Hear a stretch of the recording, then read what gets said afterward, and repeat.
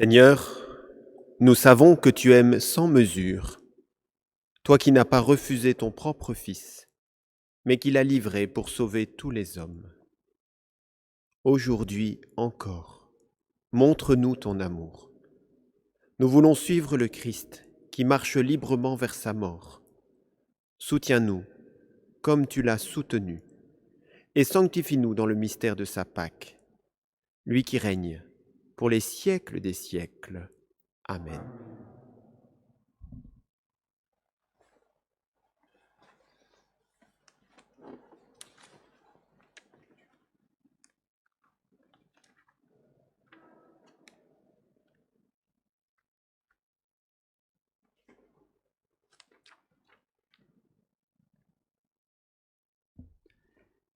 Lecture du livre du prophète Isaïe.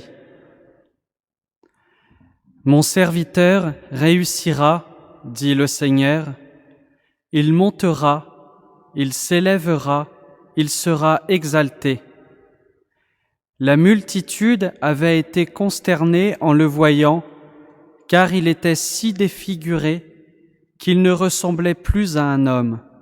Il n'avait plus l'apparence d'un fils d'homme. Il étonnera de même une multitude de nations.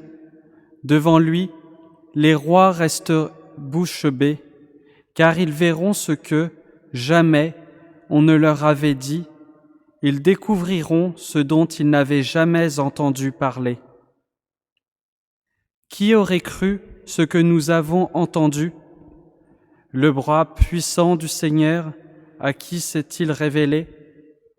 Devant lui, le serviteur a poussé comme une plante chétive, une racine dans une terre aride. Il était sans apparence ni beauté qui attire nos regards. Son aspect n'avait rien pour nous plaire. Méprisé, abandonné des hommes, homme de douleur, familier de la souffrance, il était pareil à celui devant qui on se voile la face, et nous l'avons méprisé, compté pour rien.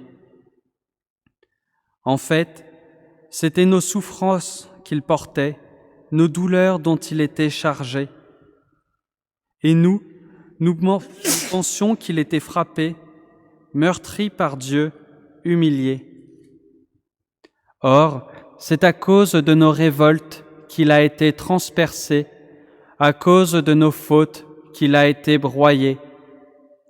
Le châtiment qui nous donne la paix a pesé sur lui.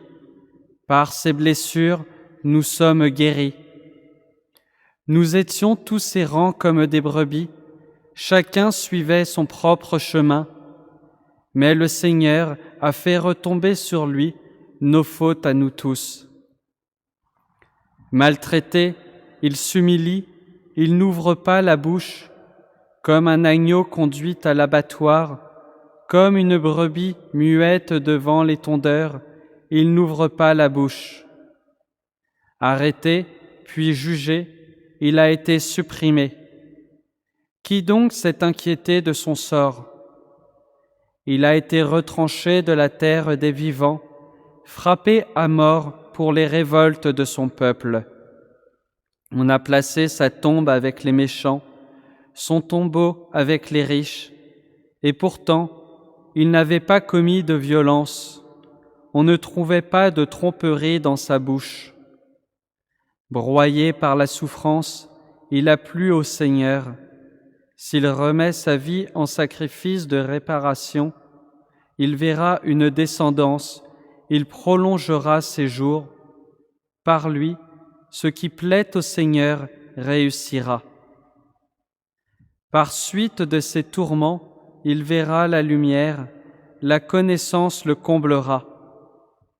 Le juste, mon serviteur, justifiera les multitudes, il se chargera de leurs fautes. C'est pourquoi, parmi les grands, je lui donnerai sa part. Avec les puissants, il partagera le butin, car il s'est dépouillé lui-même jusqu'à la mort, et il a été compté avec les pécheurs, alors qu'il portait le péché des multitudes et qu'il intercédait pour les pécheurs. Parole du Seigneur.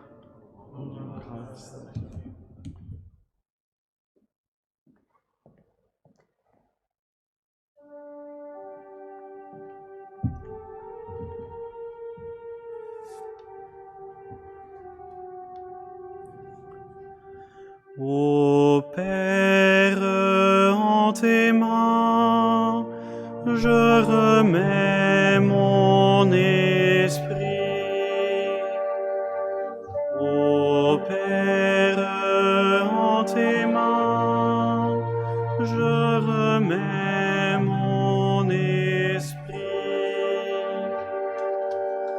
En toi, Seigneur, j'ai mon refuge. Garde-moi d'être humilié pour toujours. En tes mains, je remets mon esprit. Tu me rachètes, Seigneur, Dieu de vérité.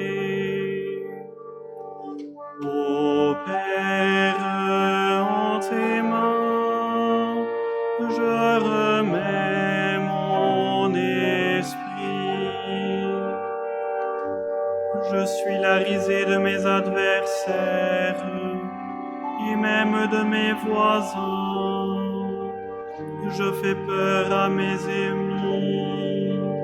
S'ils me voient dans la rue, ils me fuient. Ô Père, en tes mains, je remets mon esprit. On m'ignore comme un mort oublié, comme une chose qu'on jette. J'entends les calomnies de la foule, ils s'accordent pour m'ôter la vie. Ô Père, en tes mains, je remets mon esprit. Ah, je suis sûr de toi, Seigneur. Je dis, tu es mon Dieu. Mes jours sont dans ta main, délivre-moi des mains hostiles qui s'acharnent. Ô Père, en tes mains, je remets mon esprit. Sur ton serviteur que s'illumine ta face, sauve-moi par ton amour. Soyez forts, prenez courage, vous tous qui espérez le Seigneur. Ô Père, en tes mains, je remets mon esprit.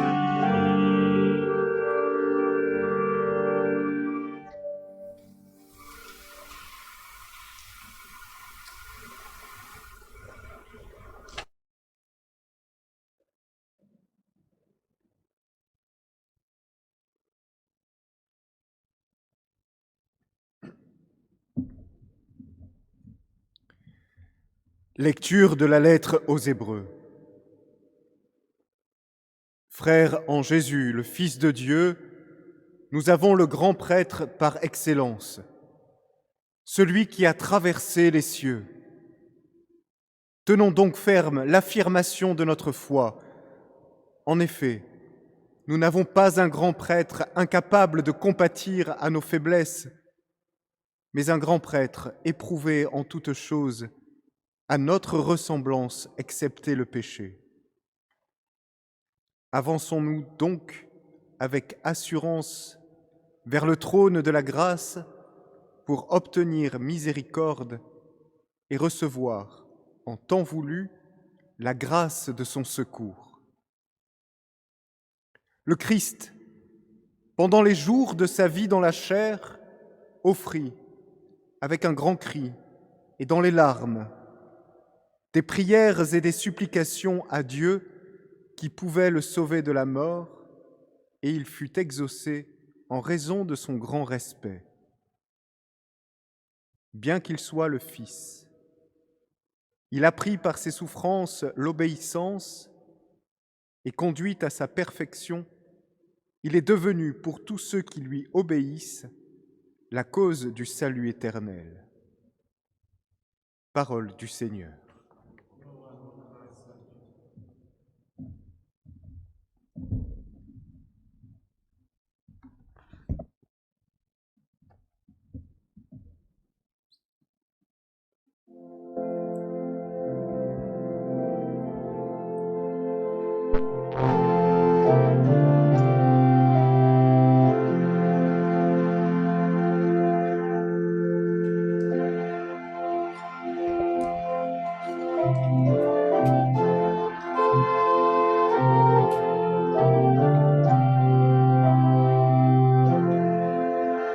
Gloire à toi, ô Christ, notre espérance. Gloire à toi, Christ, notre salut.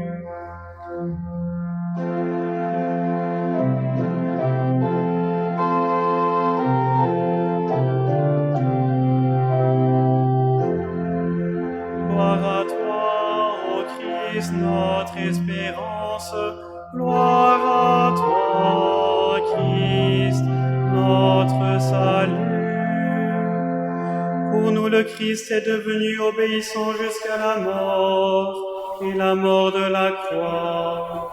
C'est pourquoi Dieu l'a exalté. Il l'a doté du nom qui est au-dessus de tout nom. Gloire à toi, ô Christ, notre espérance. Gloire à toi, Christ, notre salut.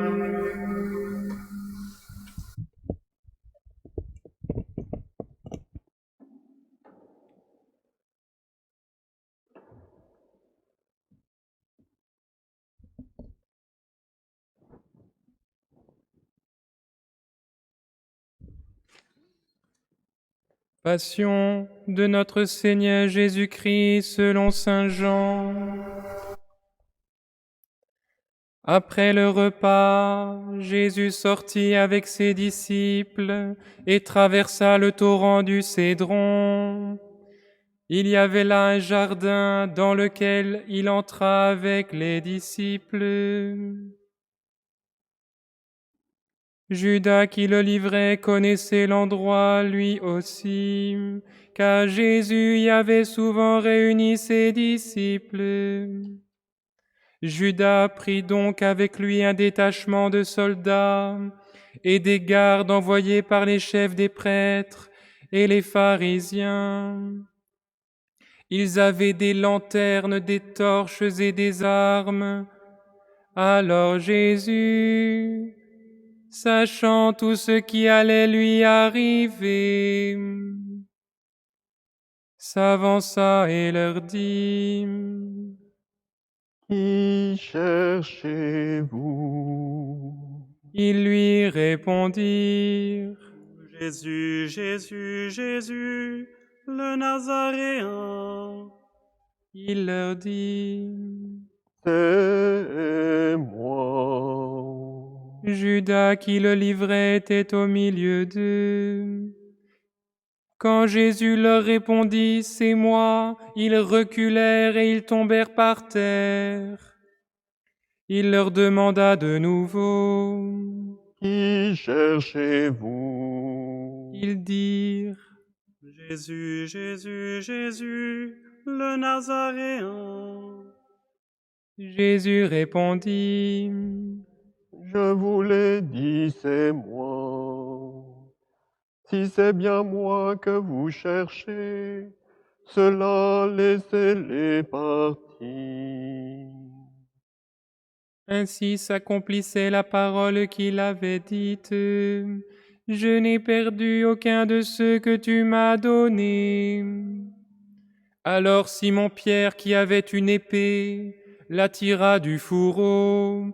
Il frappa le serviteur du grand prêtre et lui coupa l'oreille droite. Le nom de ce serviteur était Malchus. Jésus dit à Pierre: remets ton épée au fourreau. Est-ce que je vais refuser la coupe que le Père m'a donnée à boire? Alors les soldats, le commandant et les gardes juifs se saisissent de Jésus et l'enchaînent. Ils l'emmenèrent d'abord chez Anne, beau-père de Caïphe, le grand prêtre de cette année-là. C'est Caïphe qui avait donné aux Juifs cet avis: il vaut mieux qu'un seul homme meure pour tout le peuple. Simon-Pierre et un autre disciple suivaient Jésus. Comme ce disciple était connu du grand prêtre, il entra avec Jésus dans la cour de la maison du grand prêtre. Mais Pierre était resté dehors près de la porte. Alors l'autre disciple, celui qui était connu du grand prêtre, sortit, dit un mot à la jeune servante qui gardait la porte, et fit entrer Pierre.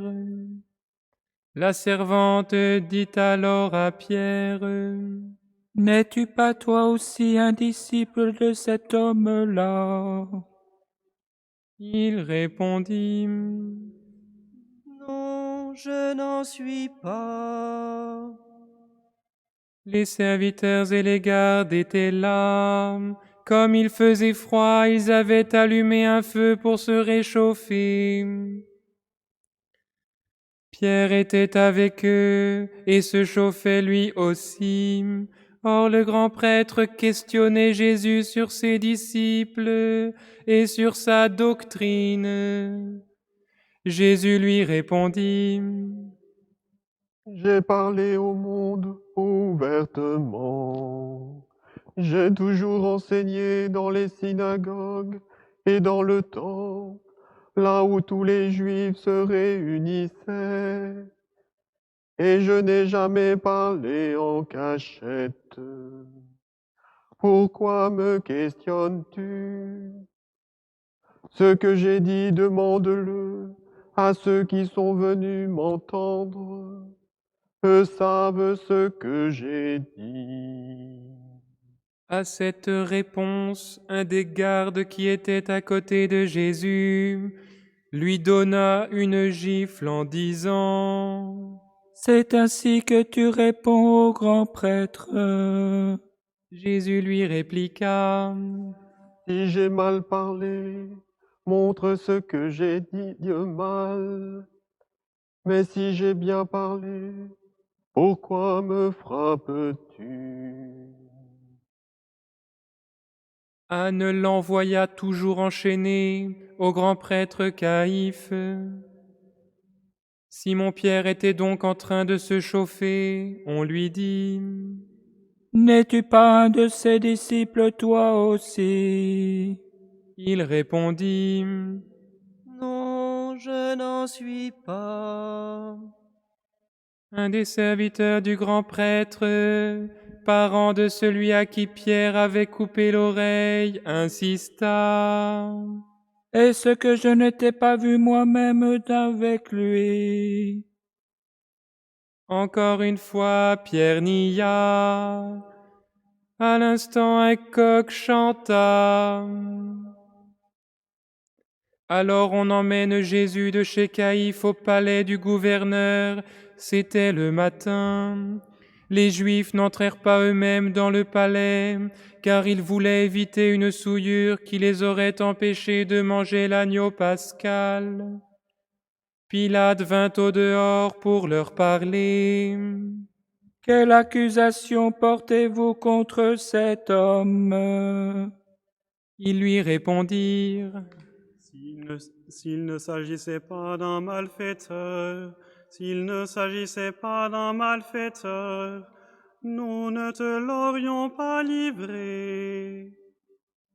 Pilate leur dit: Reprenez-vous, et vous le jugerez vous-même suivant votre loi. Les Juifs lui dirent: Nous n'avons pas le droit de mettre quelqu'un à mort.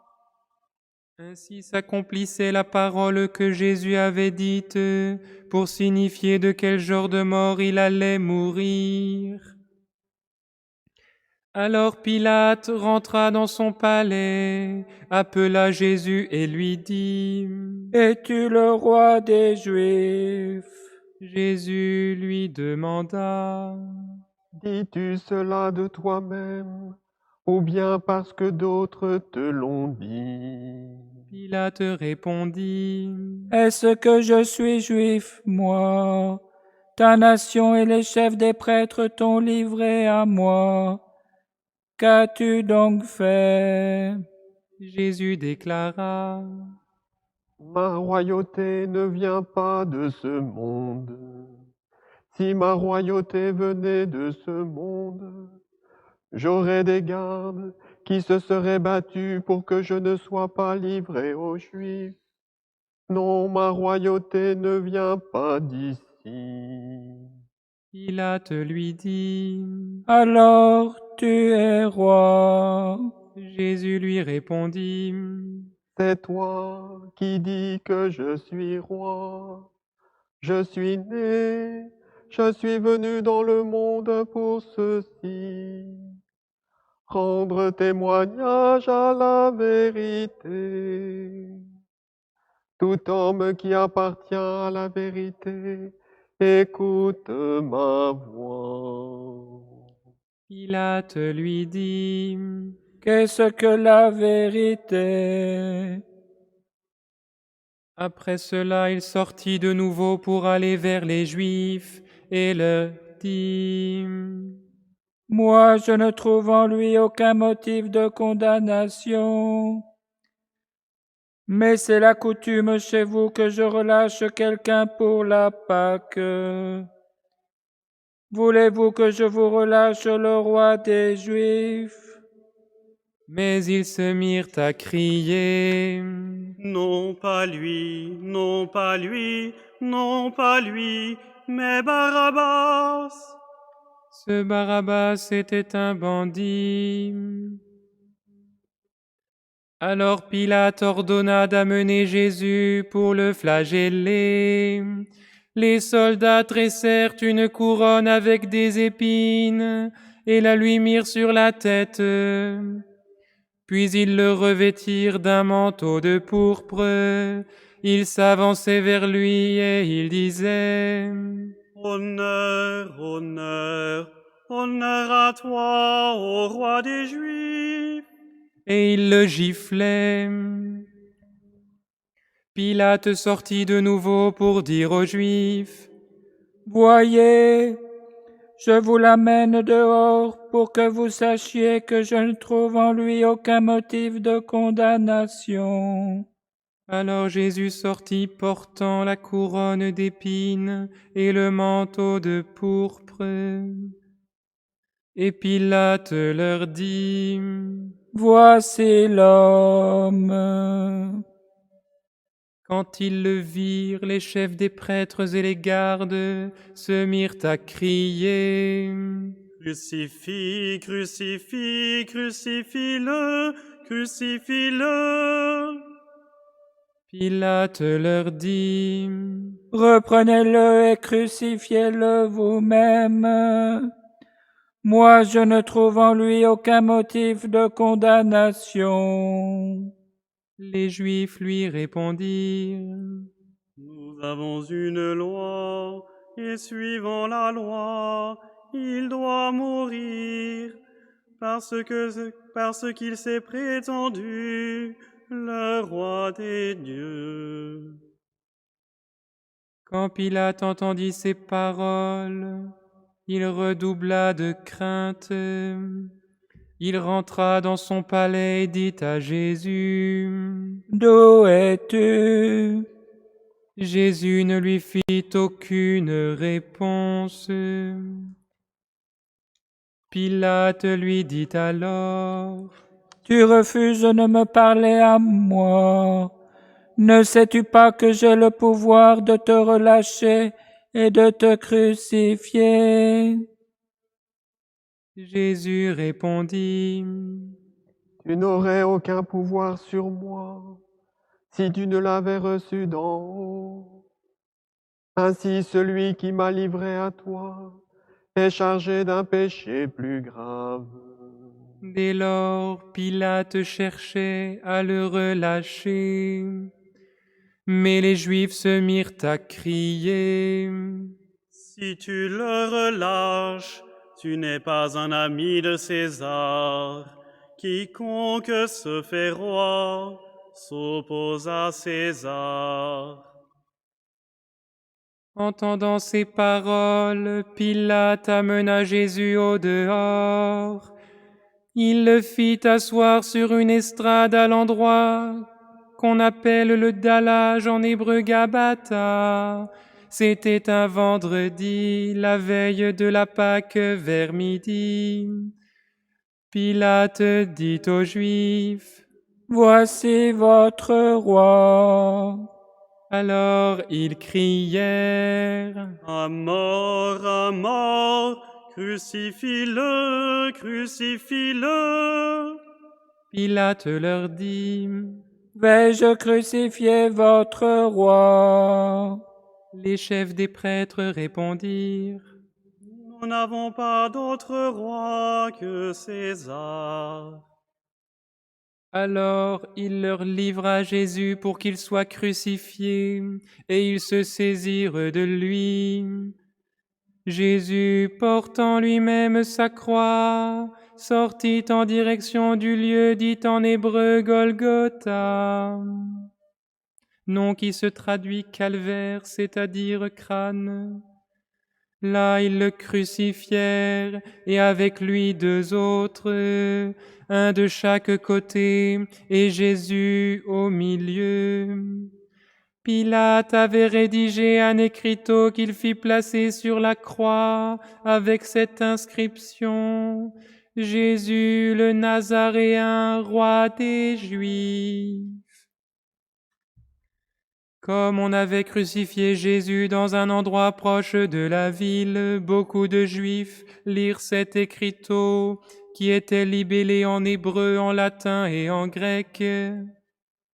Alors les prêtres des Juifs dirent à Pilate, « Il ne fallait pas écrire le roi des Juifs. Il fallait écrire, cet homme a dit, je suis le roi des Juifs. » Pilate répondit, « Ce que j'ai écrit, je l'ai écrit. » Quand les soldats eurent crucifié Jésus, ils prirent ses habits. Ils en firent 4 parts, une pour chacun. Restait la tunique. C'était une tunique sans couture tissée tout d'une pièce de haut en bas. Alors ils se dirent entre eux, « Ne la déchirons pas, tirons au sort celui qui l'aura. » Ainsi s'accomplissait la parole de l'Écriture. Ils se sont partagés mes habits, ils ont tiré au sort mon vêtement. C'est bien ce que firent les soldats. Or, près de la croix de Jésus se tenait sa mère, avec la sœur de sa mère, Marie, femme de Cléophas, et Marie-Madeleine. Jésus, voyant sa mère, et près d'elle le disciple qu'il aimait, dit à sa mère, « Femme, voici ton fils. » Puis il dit aux disciples, « Voici ta mère. » Et à partir de cette heure-là, le disciple l'a pris chez lui. Après cela, sachant que désormais toutes choses étaient accomplies, et pour que l'Écriture s'accomplisse jusqu'au bout, Jésus dit, « J'ai soif. » Il y avait là un récipient plein d'une boisson vinaigrée. On fixa donc une éponge remplie de ce vinaigre à une branche d'hysope, et on l'approcha de sa bouche.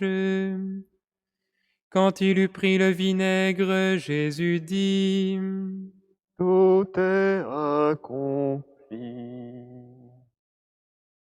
Puis, inclinant la tête, il remit l'esprit.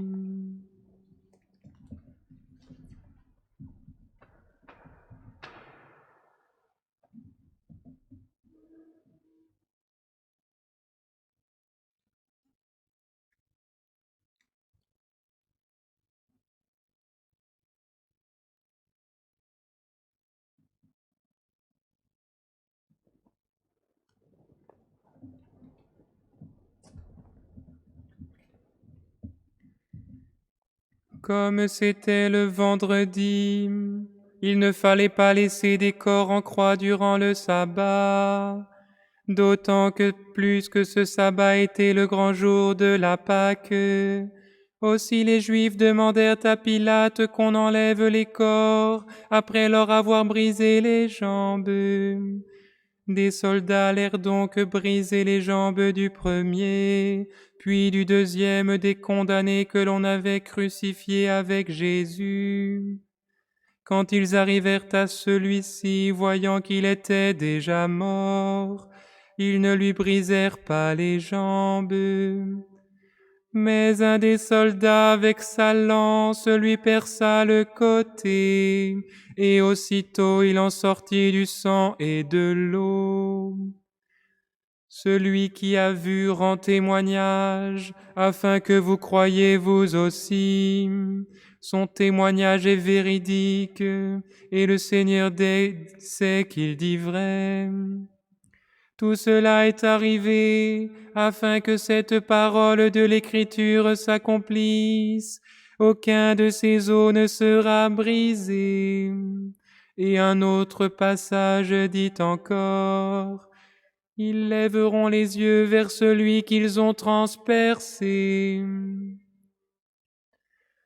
Après cela, Joseph d'Arimathie, qui était disciple de Jésus, mais en secret par peur des Juifs, demanda à Pilate de pouvoir enlever le corps de Jésus, et Pilate le permit.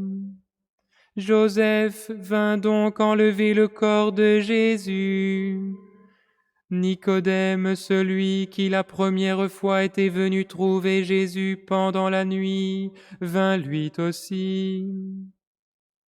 Il apporta un mélange de myrrhe et d'aloès, pesant environ 100 livres. Ils prirent le corps de Jésus et ils l'enveloppèrent d'un linceul, en employant des aromates selon la manière juive d'ensevelir les morts. Près du lieu où Jésus avait été crucifié, il y avait un jardin, et dans ce jardin un tombeau neuf, dans lequel on n'avait encore mis personne. Comme le sabbat des Juifs allait commencer, et que ce tombeau était proche, c'est là qu'ils déposèrent Jésus.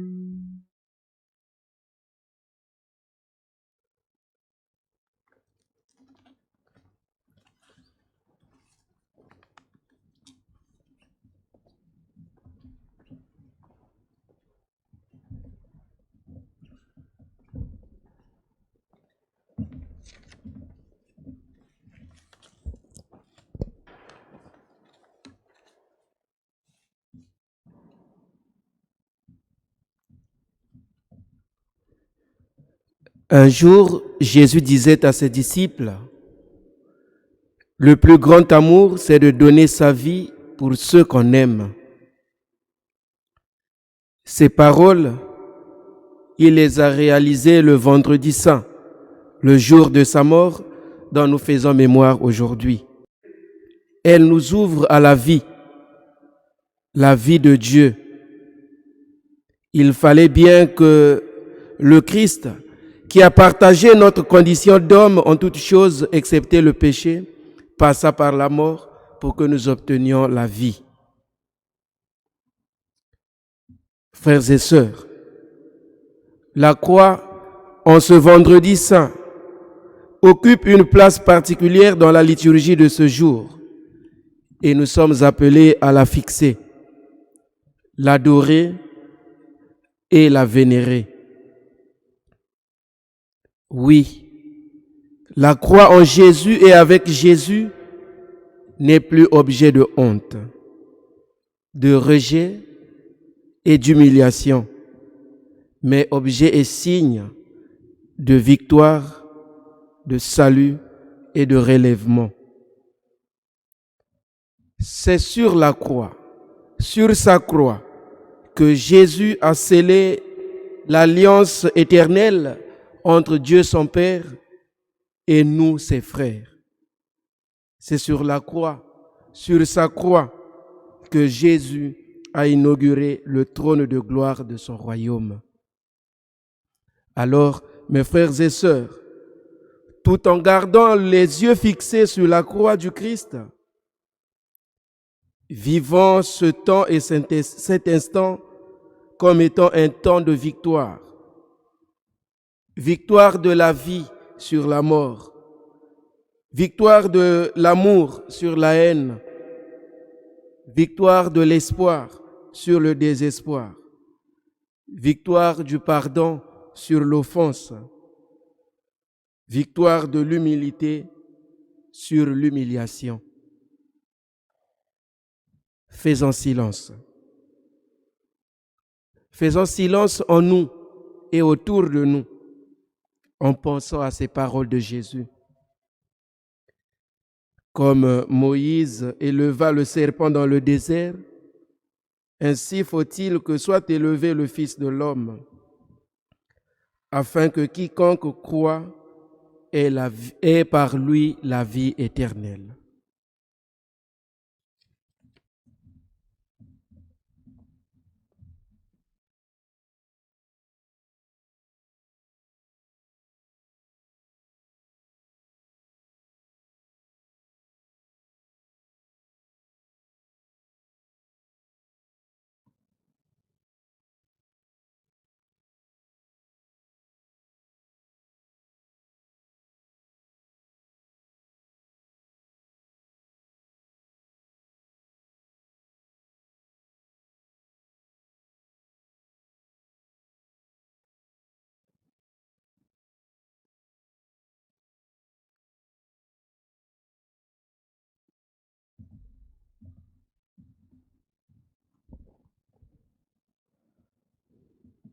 Prions pour la Sainte Église. Frères bien-aimés, que le Père Tout-Puissant lui donne la paix et l'unité, qu'il la protège dans tout l'univers et qu'il nous accorde une vie calme et paisible pour que nous rendions grâce à notre Dieu.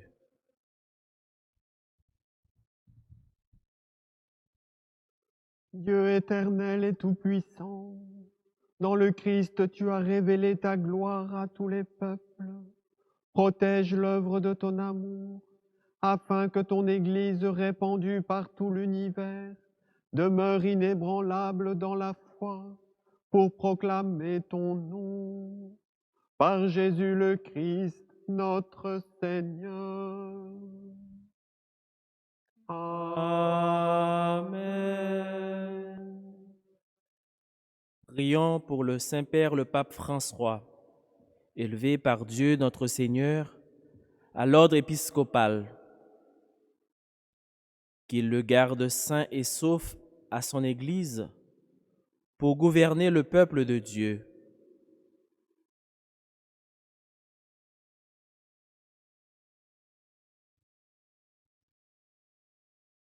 Dieu éternel et tout-puissant, dont la sagesse organise toutes choses, daigne écouter notre prière. Protège avec amour le pape que tu as choisi, afin que sous la conduite de ce pasteur, le peuple chrétien que tu gouvernes progresse toujours dans la foi. Par Jésus le Christ, notre Seigneur. Amen. Prions pour notre évêque Jean-Yves. Prions pour tous les évêques, les prêtres, les diacres, pour tous ceux qui remplissent des ministères dans l'Église et pour l'ensemble du peuple des croyants.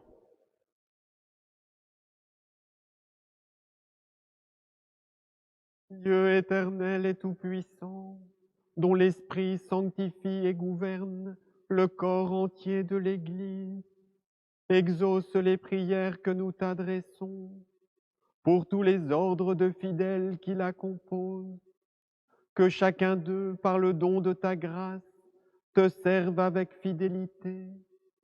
Par Jésus le Christ, notre Seigneur.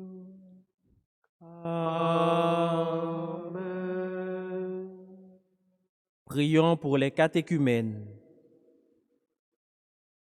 Que Dieu notre Seigneur ouvre leur intelligence et leur cœur et les accueille dans sa miséricorde.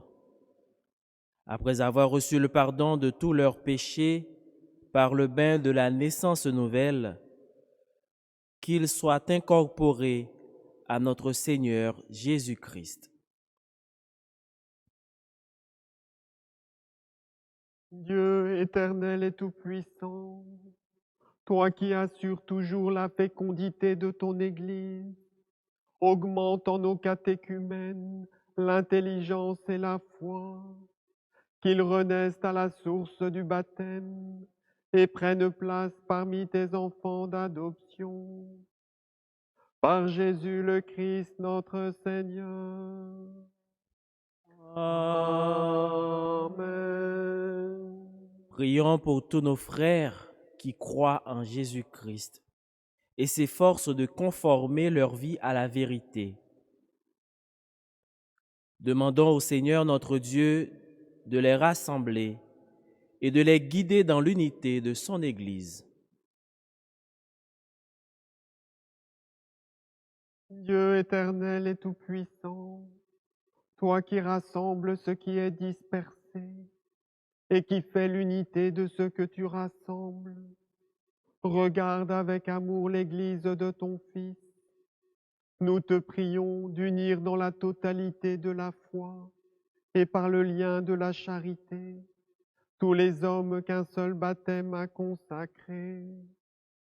Par Jésus, le Christ, notre Seigneur.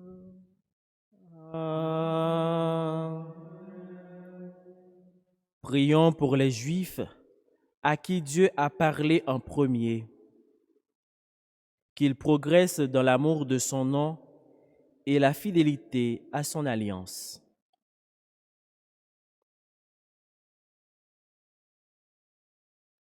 Dieu éternel et tout-puissant, toi qui as choisi Abraham et sa descendance pour en faire les fils de ta promesse, conduis à la plénitude de la rédemption le premier peuple de l'Alliance, comme ton Église t'en supplie, par Jésus le Christ notre Seigneur.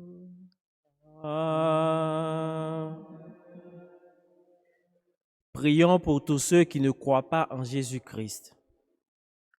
Demandons qu'à la lumière de l'Esprit Saint, ils soient capables eux aussi de s'engager pleinement sur le chemin du salut.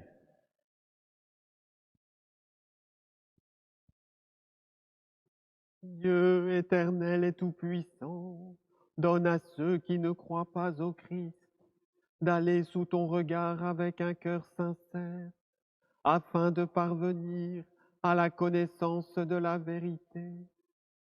Et donne-nous de mieux nous aimer les uns les autres et d'ouvrir davantage notre vie à la tienne pour être dans le monde de meilleurs témoins de ton amour. Par Jésus le Christ notre Seigneur. Amen. Prions pour tous ceux qui ne connaissent pas Dieu. Demandons qu'en obéissant à leur conscience, ils parviennent à le reconnaître.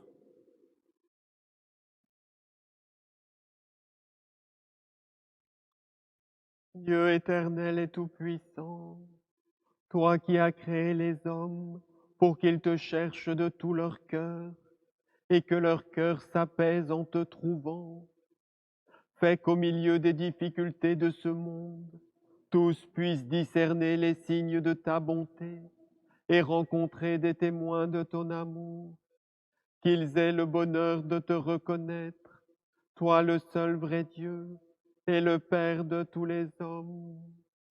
Par Jésus le Christ notre Seigneur.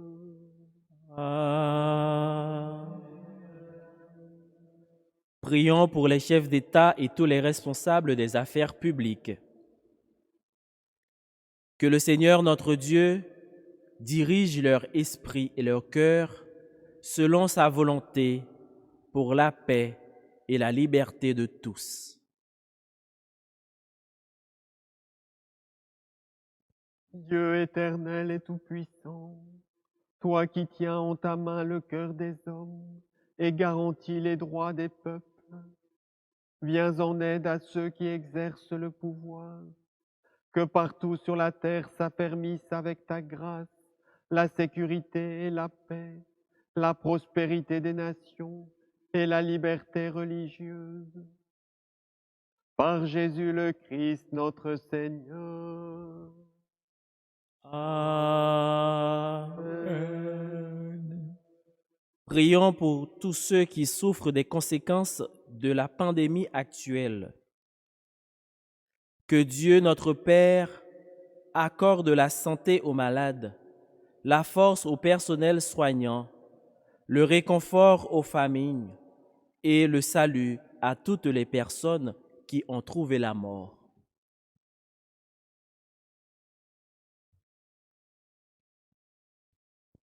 Dieu éternel et tout-puissant, refuge de ceux qui souffrent, regarde avec compassion la détresse de tes enfants, atteints par cette pandémie. Soulage la douleur des malades, donne la force à ceux qui les soignent, accueille dans ta paix ceux qui sont morts, et en ce temps d'épreuve, accorde à tous le réconfort de ta miséricorde. Par le Christ notre Seigneur.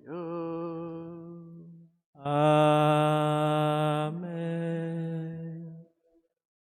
Frères bien-aimés, prions Dieu le Père Tout-Puissant d'avoir pitié des hommes dans l'épreuve, qu'il débarrasse le monde de toute erreur, qu'il chasse les épidémies et repousse les famines, qu'il vide les prisons et délivre les captifs, qu'il protège ceux qui voyagent, qu'il ramène ceux qui sont exilés, qu'il donne la force aux malades et accorde le salut aux mourants.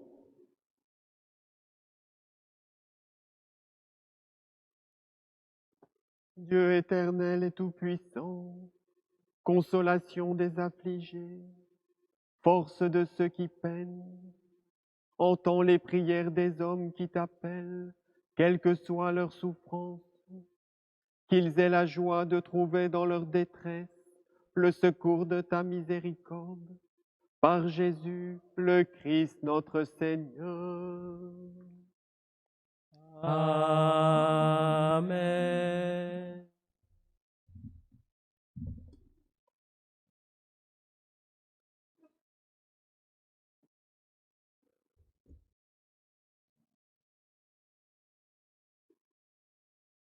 Frères et sœurs, nous allons maintenant accueillir la croix et nous la vénérerons dans quelques instants. Chacun chez nous, nous pouvons prendre le crucifix familial, celui qui est au-dessus de la porte d'entrée ou dans notre chambre. Nous le disposons pour ensemble le vénérer.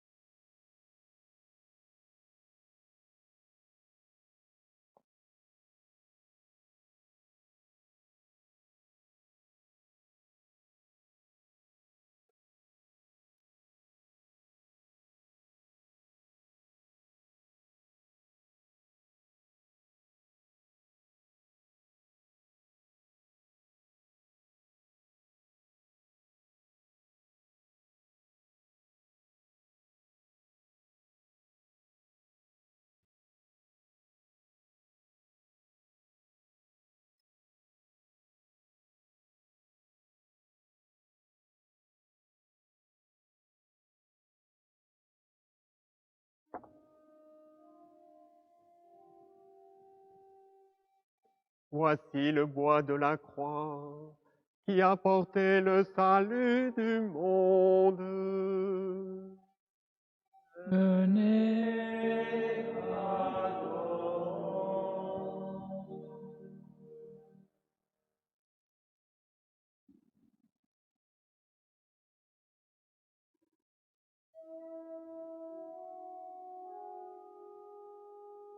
Voici le bois de la croix qui a porté le salut du monde.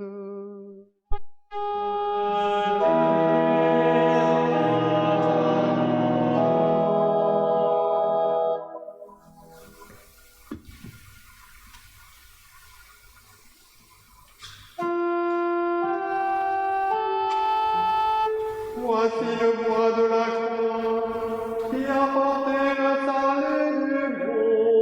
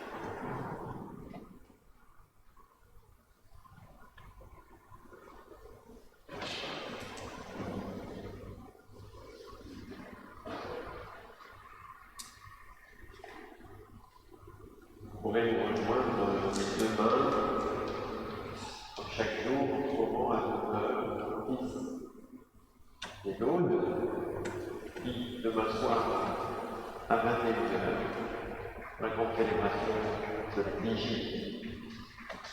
Dimanche, nous nous retrouverons à 11h pour la messe de Pâques. Essayez à regarder un peu de ce silence dans lequel nous plonge la mort du Christ. Nous avons mis l'activité, c'est souvent difficile, mais entrons ensemble dans ce temps du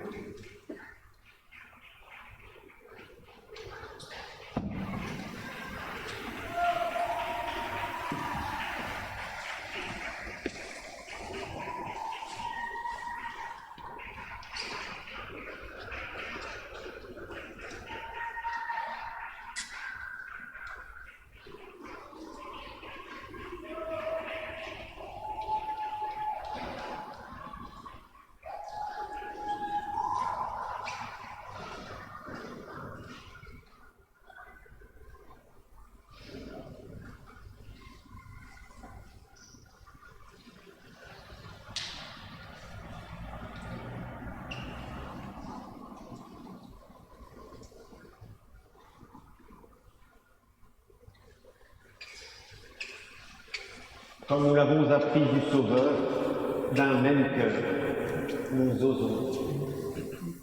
Notre Père, qui es aux cieux, que ton nom soit sanctifié, que ton règne vienne, que ta volonté soit faite sur la terre comme au ciel. Donne-nous aujourd'hui notre pain de ce jour. Pardonne-nous nos offenses, comme nous pardonnons aussi à ceux qui nous ont offensés. Et ne nous laisse pas entrer en tentation, mais délivre-nous du mal. Délivre-nous de tout mal, Seigneur, et donne la paix à notre temps.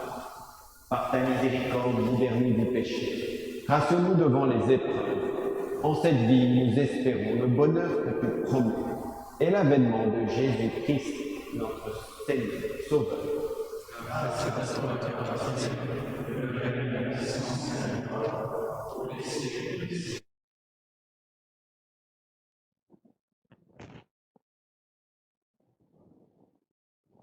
Communion, Seigneur Jésus-Christ, n'entraîne pour moi ni jugement ni condamnation, mais qu'elle soutienne mon esprit et mon corps et me donne la guérison.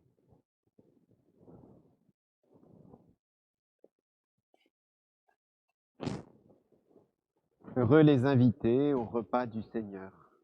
Voici l'agneau de Dieu qui enlève le péché du monde. Seigneur, je ne suis pas digne de te recevoir, mais dis seulement une parole.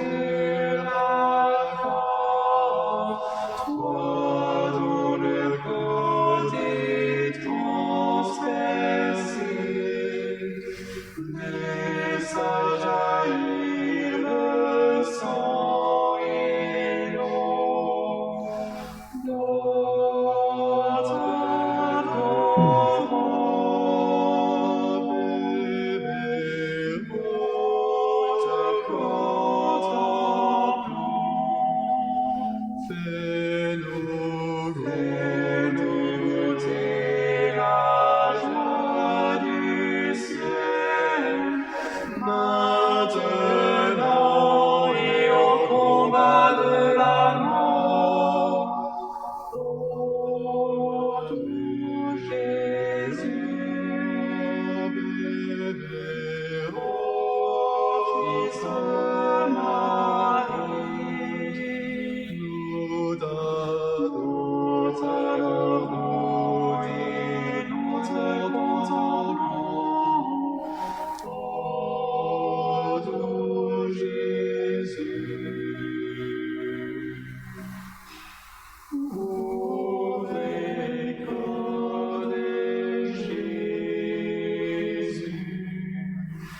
immolé pour nous sur la croix, toi dont le corps est transpercé,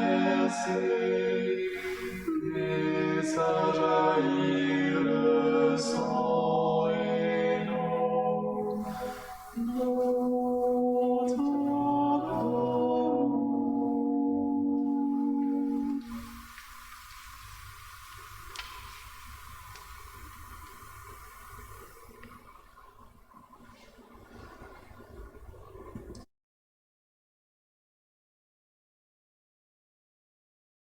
Prions le Seigneur. Dieu de puissance et de miséricorde, toi qui nous as renouvelés par la mort et la résurrection de ton Christ, entretiens en nous l'œuvre de ton amour. Que notre communion à ce mystère consacre notre vie à ton service. Par Jésus, le Christ notre Seigneur.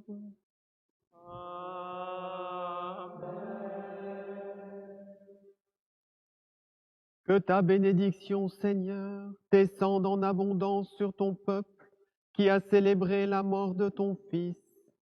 Dans l'espérance de sa propre résurrection, accorde-lui pardon et réconfort, augmente sa foi, assure son éternelle rédemption. Par Jésus le Christ notre Seigneur.